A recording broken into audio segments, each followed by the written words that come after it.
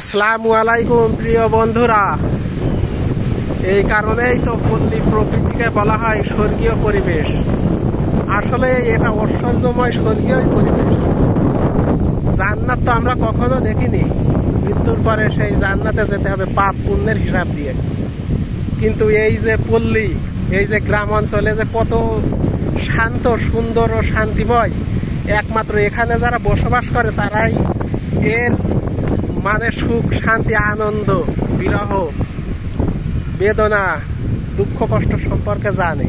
তবে এখানে সুখ, দুঃখ, আনন্দ, বেদনা থাকলেও সুখের পরিমাণটাই বেশি আমার মনে হয়। শীতল হাওয়া বইছে, ঠান্ডা শীতল হাওয়া। আর এক সময় এই যে সামনে ছিল সবুজ শ্যামল ধান, সেই ধানগুলো যখন সোনালী রং ধারণ করে পেকে গিয়েছে, তখন কৃষকরা সেই ধানগুলো কেটে নিয়ে তাদের গোলা ভর্তি করেছে। কেউ বিক্রি করে দিয়েছে এবং যারা বিক্রি করেনি তাদের এখনো আছে, একটু দাম বেশি হলে তারা বিক্রি করবে। আর এই যে সামনে দেখছো সেই ফসলেরই জমি। এখানে আজ রাজহাঁস, ছাগল, গরু এগুলোই মুক্ত পরিবেশে মনের সুখে ঘাস খাচ্ছে। তবে ঘাস তেমন বেশি নেই, কেননা এবছর প্রচন্ড খরা, যার ফলে ঘাস কম হয়েছে। তবে খরা হলেও আমাদের এই গ্রামের কৃষকদের অনেক লাভ হয়েছে, কেননা ধান গুছানোর সময় যদি পানি বাদলা বা অধিক বৃষ্টি হয়, তাহলে ওই পাকা ধানগুলো নষ্ট হয়ে যায়।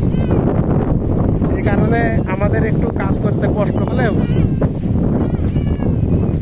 মানে রোদ হলেই ভালো হয়। সামনে দেখছো কতগুলো ছাগল। এই মাঠে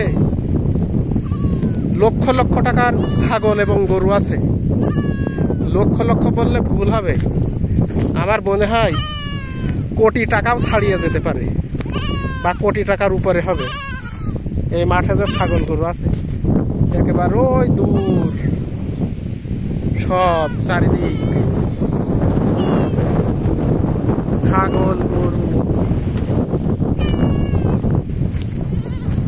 ভালো লাগে এইসব দেখতে।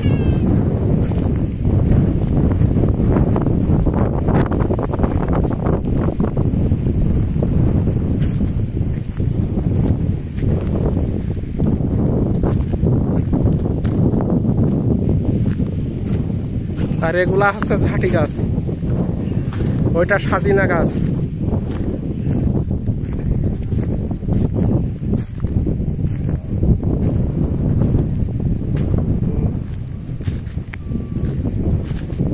এই গরুর বাছুরটাই মায়ের দুধ পান করছে,